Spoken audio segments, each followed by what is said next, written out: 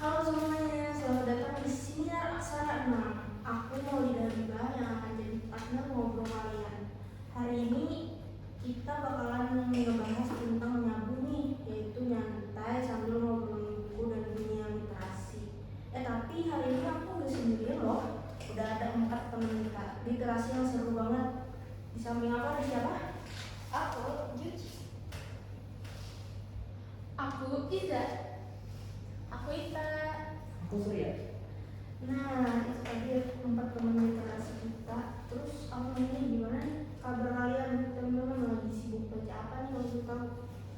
Aku lagi sibuk baca buku Sakit Itu Luka, cuman belum selesai aku baca, jadi aku nggak membawa. Kalau kalian gitu, Kalau aku sekarang itu lagi baca buku novel As Your Story, tapi belum selesai sih. Aku tuh suka baca novel yang kayak genre SMA gitu, kayak Make You Mine, terus tuh As Your Story, tapi belum selesai juga. Masih setengah. Kalau aku baca buku novel Kota Hima, aku udah selesai baca, tapi buku itu ketinggalan di rumah.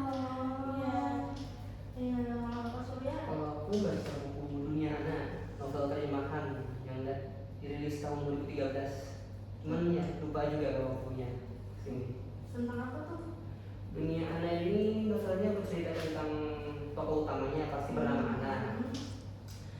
Untuk genre utama ini mengisahkan tentang pemanasan global itu. Fantasi itu kan? Ya campur fantasi soalnya alurnya ini maju mundur dari zamannya Ana ke zaman cucunya Ana, habis itu balik lagi ke zamannya Ana. Oke, aku mau nanya, kalian ingat nggak sih kapan momen pertama kalian sadar kalau kalian tuh suka banget baca buku? Kalau aku menyadari bahwa aku suka baca buku tuh ketika aku SMA kelas 11. Di situ aku mulai menyukai buku gitu. Buku yang pertama kali aku baca tuh sebenarnya bukunya aku minjam di sekolah. Itu Terelie, judulnya sepertinya Negeri Para Gedebak kalau nggak salah. Itu yang pertama kali aku baca. Iya. Karena dari teman-temanku juga lagi baca-baca itu kan, buku Terelie, dan aku berpikir ini buku tentang apa gitu. Oh, tentang ceritanya begini. Jadi aku tertarik untuk baca itu. Pokoknya Aku tuh suka baca buku dari SMP kelas 3 ya. Itu awalnya gara-gara dari baca webpad kan. Terus tuh difilmkan, jadi mau baca yang versi novel, webpad sama yang difilmkan itu beda atau sama kayak gitu. Nah dari situ jadi mulai suka baca-baca novel tentang kayak geng motor lah, apa segala. Jadinya suka baca novel-novel tentang kayak gitu. pokoknya Kalau aku itu baca buku-buku novel tuh dari SMP. Waktu itu tuh aku lagi ke perpus, terus dia sengaja ketemu temen aku, dia kayak, nih baca buku novel ini nih kayak seru gitu. Nah itu awal mula aku baca novel. kalau Surya gimana? Kalau novel yang pertama kali saya baca itu saat SMP kelas 8, lagi-lagi novel terjemahan, ada buku Eye of the Crow The Boy Sherlock Holmes. Jadi ceritanya itu menceritakan tentang masa mudanya Sherlock Holmes pertama kali mengatasi kasus-kasus pembunuhan seperti itu. Berarti udah dari dulu suka yang kayak fantasi, iya. detektif gitu ya? Iya. Kalau bicara soal passion membaca nih, apa sih spesifik yang bikin buku itu tuh terasa kayak enak untuk dibaca? Kalau untuk Kak Juci nih, apakah itu dari alur, karakter, atau diksi dari novel itu? Sebenarnya aku juga lebih mengutamakan diksinya ya. Kayak diksinya yang Terelie gunakan gitu, aku lebih tertarik pada diksi-diksi kayak gitu. Cuman kalau untuk alur-alur cerita dan tokoh-tokohnya tuh itu juga penting juga sih untuk bisa meningkatkan baca. Ya. Kalau Kak Japra apa? Ya kurang lebih sama juga ya kayak kita gitu. Sama lah kayak kurang lebih kayak gitu juga. Suka diksinya ya? Iya suka diksinya. Kalau diksinya nyaman kan kita juga nyaman untuk ngebaca Iya gitu. tergantung diksinya. Tapi kan di situ kan ada yang apa ya, ibaratnya yang baku dan nggak baku gitu. Terus aku lebih suka ke yang lebih ke baku gitu kan. Kalau aku sih yang nggak baku. Berarti lebih ke gaul gitu ya, yang santai. Iya, yang santai aja gitu. Sehari-hari. Iya. Kalau aku sih lebih ke alur yang bikin penasaran itu kayak makin aduh aku ini selanjutnya karena aku kayak suka baca novel gitu kan. Jadi kayak pengen cepet nyelesain gitu. Oke. Kalau aku sebenarnya lebih ke diksinya juga sama, tapi lebih ke yang tidak baku bahasanya, lebih enak dibaca. Ya nggak ada pemikiran dalam gitu ya. Iya. Jadi kita pas sudah baca yang isinya sama itu kita langsung paham jalan ceritanya kayak gimana gitu. Oke. Terus pas kita baca buku itu pernah kayak buntu kayak ini cerita apa sih, alurnya gimana sih, kayak nggak jelas kita mikirnya. Padahal kan dalam novel itu kan alurnya banyak, ada maju mundur, maju ada mundur. Terus gimana cara kalian supaya bisa ngelawan pemikiran yang ini cerita nggak jelas gitu? Kalau aku ya kayak buku Cantik itu Luka tuh kan bahasanya berat. Ya. Bahasanya berat. Enggak, aku itu kan maju mundur. Aku baca tuh baru sampai berapa halaman. Masih di belum masih awal-awal gitu. Itu aku merasa kayak ini kok kayak berat banget, ini awal. Ini alurnya bagaimana? Itu tuh aku membaca ulang dari awal. Atau enggak aku mencari di internet ini kayak gimana sih di halaman ini tuh alurnya gimana gitu. Jadi berarti dia itu alurnya maju mundur. Maju mundur sama enggak kayak mungkin kalau yang belum paham tuh kayak nggak paham ini alur majunya mana, ini alur mundurnya mana. Mungkin kalau yang udah paham ngalir aja gitu kan bacanya. Nggak ada sih. Kalau aku sih kalau alurnya gak jelas itu kayaknya kayak langsung di skip kayak gitu loh, karena ada gak suka aja gitu kalau itu gak jelas, karena mungkin kayak gak suka aja. Bakalan baca buku. Iya baca buku yang lain yang skip aja. Kalau yang aku sih ini ya kebetulan buku yang aku baca pukul 4:30 itu alurnya mundur kayak udah sempet ke masa lalu, dan itu kayak apa ya, perlu apa konsentrasi khusus gitu. Tapi kayak karena alurnya menarik jadi aku kayak penasaran dan baca aja gitu kalau misalnya baca. Kalau aku secara pribadi belum membaca buku yang alurnya membuat buntu gitu. Karena dunia anak, novel dunia anak ini alur maju mundurnya itu bisa dibilang agak ringan. Tapi secara pribadi kalau menemukan yang membuat buntu tadi seperti apa alurnya, mungkin lebih setuju yang mencuci, baca ulang atau mencari di internet gitu ya. Oke, tips yang bagus ya buat mempertahankan passion membaca bukunya. Aku setuju sih, karena menurutku kalau emang alurnya itu kita sendiri nggak bisa menjelaskan Atau memahami gitu. iya susah di kitanya juga gitu.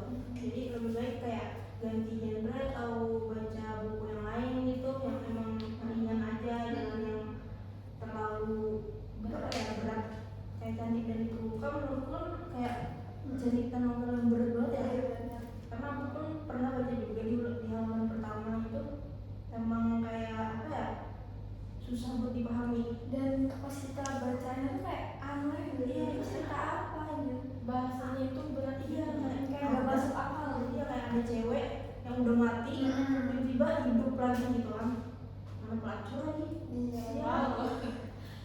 Dan juga pas aku beli buku itu ya, baca buku itu ada temanku nih langsung kayak, kamu serius baca buku kayak gini? Ini buku nggak jelas banget gitu. Ya aku ketawa doang, nggak saya membaca gitu. Terus nih buat teman-teman yang mau baru memulai baca buku novel atau buku komik atau apa gitu, kalian ada rekomendasi nggak buku yang wajib untuk dibaca? Boleh deh, apa mau yang ringan, mau yang apa, yang susah untuk dipahami boleh. Tapi lebih baik ringan aja kan, karena untuk yang pemula nih, yang baru mau baca buku, ada rekomendasi buku apa novel? Kayak buku yang aku baca tuh kayaknya kebanyakan berat-berat ya. Kayak dari penulis Leila S. Chudori itu, semua bukunya berat-berat. Mungkin itu nggak akurat. Mungkin itu aku rekomendasikan ke orang-orang yang udah 20 ke atas gitu. Kalau untuk buku ringan, aku pernah baca buku judulnya Almond. Ini buku terjemahan karya Son Won Fyong, Korea Selatan. Ini bukunya karena buku terjemahan, mungkin bahasanya ya terjemahan tuh agak baku ya. Jadi mungkin sedikit pemahaman yang lebih gitu karena. Tapi ini bukunya menurut aku agak ringan gitu, daripada buku-buku yang seperti Cantik Itu Luka atau bukunya Laila dan Terelie gitu. Itu sih. Kalau kayak gitu ada rekomendasi buku apa nih? Kebetulan kalau aku tuh baca novel tuh selalu yang ringan-ringan aja, gak ada yang berat gitu karena suka aja yang ringan-ringan gitu. Aku rekomendasiin sih novel Make You Mine gitu tuh tentang percintaan di SMA sih. Konfliknya itu hampir gak ada, jadi alurnya itu mulus aja, gak berat. Gak berat ya? Kalau aku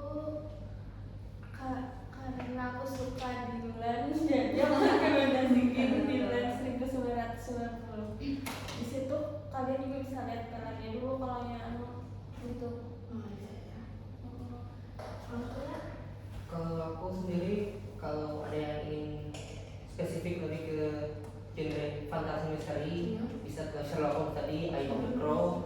Ada lanjutannya lagi, The Death in the Air, dan buku ketiganya dari penulis yang sama, Sean Peacock, itu ada The Vanishing Girl. Karena memang walaupun buku terjemahan, tapi bahasa terjemahan tuh baku yang apa, entah kenapa enak dibaca gitu. Mudah untuk dipahami. Ya, dipahami, bakunya tuh tidak baku yang memusingkan gitu. Kak Surya ini suka baca novel terjemahan ya? Iya, kayak kebanyakan. Iya, dari tadi. Ya karena buku pertama yang buat saya tertarik novel itu buku terjemahan novel itu. Sherlock Holmes itu. Baku ya? Iya baku. Cuman bakunya itu bukan baku kayak baku yang memberat yang buat pusing buat ini artinya apa. Bakunya itu kayak oke, baku mudah lah yang enak dipahami itu. Oke, kalau aku bakalan nyaranin buku tentang ini aku lagi baca buku tentang Narnia. Pasti pada tahu Narnia ya? Tahu. Narnia kurang ya. Jadi ini tuh semacam film fantasi tentang dunia ajaib, yaitu Narnia. Dan juga ada novelnya. Jadi aku ini beli yang novel ke-1 tentang ponakan The Witch, The Lion, The Witch in the Wardrobe. itu filmnya kan. Itu yang pertama tuh seru banget. Tapi aku mau nyaranin kalau bukunya ini buku terjemahan juga.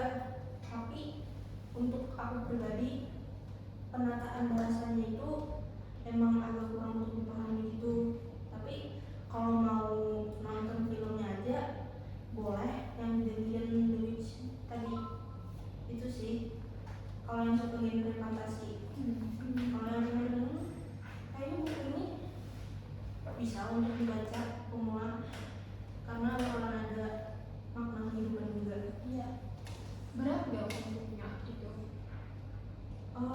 Karena belum selesai baca ya, tidak terlalu berat juga, cuman kayak tentang suatu hal yang bikin kamu itu gak jadi untuk mengambil keputusan yang fatal hidup. Jadi tentang kehidupan. Ya, tentang kehidupan orang. Terus nih, bicara soal kesenangan membaca. Sekarang kan kita masuk ke tantangan yang dimana kita tuh mahasiswa pendidikan bahasa dan sastra Indonesia. Pasti kayak tugas kuliah, tugas bacaan, artikel. Aku mau nanya, gimana sih cara kalian membagi waktu antara kewajiban kampus dengan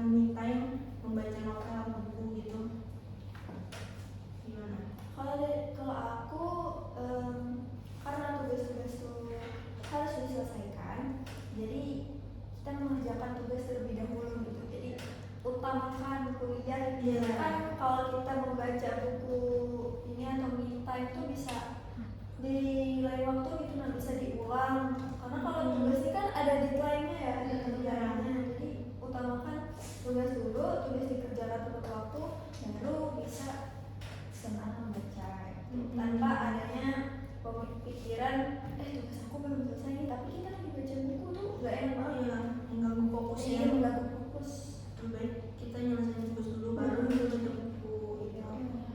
Dalam keadaan hati yang tenang ya. Iya, benar. Ya, sependapat sih sama Juci kan, karena kayak kalau kita baca buku tapi masih ada tugas kuliah itu rasanya kayak janggal aja, kayak ada yang kurang, nggak nyaman gitu. Kan baca buku novel itu kayak refreshing lah, kayak me time gitu loh. Betul, betul banget. Karena kita juga perlu menikmati baca buku. Iya, karena kalau ada tugas tuh kayak nggak menikmati gitu. Iya. Iya. Kalau ini ada? Kalau kami itu pendapat Sama saya, ya, sependapat. Aku juga sependapat. Kerjakan dulu tugas baru baca. Iya, agar menikmati membacanya. Iya. Terus kalau misal buku nih kalian lebih suka buku fisik atau buku digital untuk me time? Buku fisik sih. Buku fisik ya? Karena menurutku buku fisik tuh lebih enak aja untuk dibaca gitu, dan kita juga bisa memilikinya. Kalau di buku digital tuh kadang kayak bisa hilang gitu, enggak sih? Dan juga kan kalau kita baca buku digital nih kan ada ini efek apa? Kayak biru, Layar cahaya biru. Iya, jadi merusak sih juga ya. ibaratnya kayak Cepat merusak lelah mata gitu. Jadi menurut betul. aku lebih suka buku fisik. Iya, sama aku juga suka buku fisik karena kalau buku digital itu nantinya pasti ada notif dari IG, WA, jadinya keganggu gitu loh, ke distract ke lain, jadinya kayak gak menikmati baca buku. Jadi aku lebih suka fisik sih. Sama aku juga lebih suka fisik. Entah kenapa gitu ya, kayak aku suka aja kayak pergi membeli bukunya, terus memegang bukunya, lihat fotonya. Itu nikmat dari Keren banget ya. Jalan-jalan. Kalau lihat sampulnya itu kayak Menarik ya. kayak happy aja, Meskipun mahal ya. Iya. kayak asik. Maksudnya ada? Ya aku setuju aja untuk lebih memilih fisik daripada digital. Lebih enak dibaca, lebih enak juga dilihat di mata. Dan cepat lelah biasanya. Oke, aku setuju sama kalian semua. Aku juga lebih prefer buku fisik ya, meskipun agak mahal. Iya. Ya. Terus kita bergeser nih ke ruang lingkup yang lebih luas. Kita kan tahu ya di Indonesia ini literasi masyarakat Indonesia itu gimana? Iya. Minim ya, Iya, minim. minim banget, ada gapnya gitu. Terus aku mau nanya tanggapan dari Juci nih tentang minimnya budaya membaca ini. Gimana supaya masyarakat ini itu literasinya itu meningkat?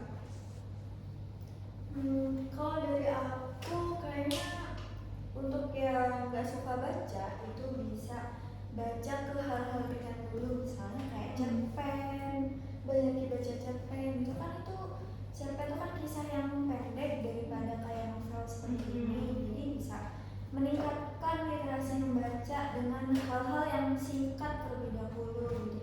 Nanti kalau kita suka baca cerpen nih, kita akan kayak merasa kayaknya cerpen ini terlalu singkat ya, jadi kita lebih memperpanjang ke buku gitu. Itu sih menurut aku. Pernah ada pengalaman nggak sih kayak orang-orang terdekat kamu kayak malas baca, minim literasi gitu? Ada ya. Kadang aku kayak coba baca ini gitu, terus kadang dia nggak mau karena nggak suka sama jalan ceritanya kan.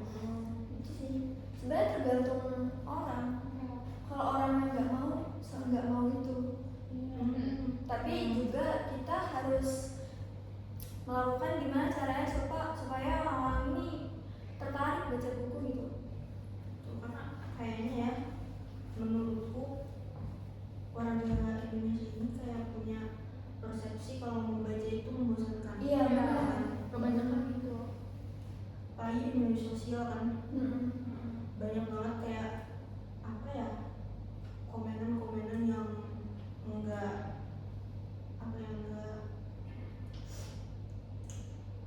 nggak baik lah untuk ditujukan kepada orang, dan itu tuh banyak juga orang yang kena penipuan kayak hoax di berita-berita gitu karena emang mereka tuh minim banget untuk literasi. Iya, jadi nggak tahu sumber yang benarnya gitu ya. Jadi kayak kemakan hoax gitu, yang sampai benci-benci orang kayak gitu kan. Ya sekarang di Indonesia ini masyarakat ini tidak membudayakan literasi gitu. Iya. Coba baca dulu sebelum berkomentar. Sebelum menilai orang gitu Iya. kan. Kadang ada nih aku lihat di postingan media sosial kan, di situ ada di takarirnya tuh panjang, tapi nanti di komentarnya tuh ada orang ini tentang apa sih? Iya, padahal sudah jelas ya. Iya, udah jelas ya. Kan literasinya coba dibaca dulu gitu. Apa salahnya sih? Emang kan kalian bisa membaca gitu. Bikin literasi sekali ya. Malas banget untuk baca. Iya, ini. padahal sudah jelas. Terus kan kita nih sebagai memiliki peran sebagai mahasiswa pendidikan bahasa Indonesia, sastra Indonesia, dan kita juga sebagai calon pendidik. Gimana cara kalian tuh bisa mengubah persepsi membaca itu membosankan? Mungkin dari saya dulu. Mungkin apa kayak saran supaya apa gitu? Agak susah sih ya, karena dari orang Indonesia ini kayak kebanyakan itu sudah terpengaruhi oleh gawai kan, apalagi dari anak kecil gitu loh, sudah diberikan HP sama orang tuanya kayak gitu. Nah, jadi makin susah kalau mengubah persepsi kayak gitu, kalau membaca itu membosankan. Tergantung orangnya juga sih, tapi kalau mau berubah bisa kayak Juci tadi itu, kayak dari baca cerpen dulu mungkin. Baca puisi, mau jadi membaca dari Yang ringan-ringan aja dulu. Baca komik misalnya. Ya boleh tuh. Buku bergambar. Iya, mungkin kalau untuk anak budayakan membaca dari anak-anak tuh diberi literasi apa namanya, desain yang menarik gitu lah Iya, ya, yang ada gambarnya. Iya. Misalnya majalah Bobo mungkin. Iya, itu bisa ya. Jadi upaya untuk anak-anak rajin membaca. Karena kan kita sudah mau di penghujung di 2025 nih. Iya. Pasti kan kalau yang 2026 masih banyak orang yang minim literasi kan nggak bakalan kesampaian tuh Indonesia emasnya. Malah Indonesia cemas ya. Indonesia cemas ya. Malah jadi bobrok banget. Iya. Lalu kalian ada solusi nggak supaya media pembelajaran itu jadi menyenangkan? Misalnya kita bisa bikin klub buku atau book review, video live podcast gitu. Ya mungkin kayak kita perkumpulan kayak gitu loh, ada kan perkumpulan kayak di organisasi aku kan sering tuh di PBB, ada yang kayak baca buku, kayak review buku bersama gitu loh. Jadi kayak satu orang itu memberitahu kayak gimana buku ini supaya orang itu tertarik kalau baca buku dia ini gitu. Jadi ya dari kayak satu orang terus tuh kayak membuat tertarik. Iya, dia tuh baca, menceritakan kembali novel yang sudah dia baca ke teman-teman yang ada gitu yang hadir. Jadi teman-teman itu tertarik untuk baca novel yang sudah dia baca nih kayak gitu. Menurut aku cukup efektif sih. Iya, bagus ya. Iya. Yang ngasih reviewan dari apa yang sudah kita baca. Ya supaya orang tertarik gitu Ya, baca. supaya supaya membangun minat baca. Karena sebagai mahasiswa ya kita harus pandai-pandai membaca. Iya, bagus. Mungkin kalau ada ya kayak tantangan 1 bulan 1 buku begitu. Iya. Itu kan bisa menjadi alternatif untuk bisa meningkatkan literasi ya. Literasi baca. Boleh tuh kalau nanti kita sudah jadi guru nih di sekolah, Iya. kita apa sih jalankan yang kayak Juci tadi tuh katakan, kayak 1 bulan 1 buku, nanti suruh siswanya itu ke depan ceritakan buku yang sudah dia baca Iya. selama 1 bulan itu tuh boleh sih menurut aku. Ide yang bagus ya. Iya. Ya, jadi itu tadi obrolan santai kita nih udah nggak kerasa ya waktunya udah mau habis. Aku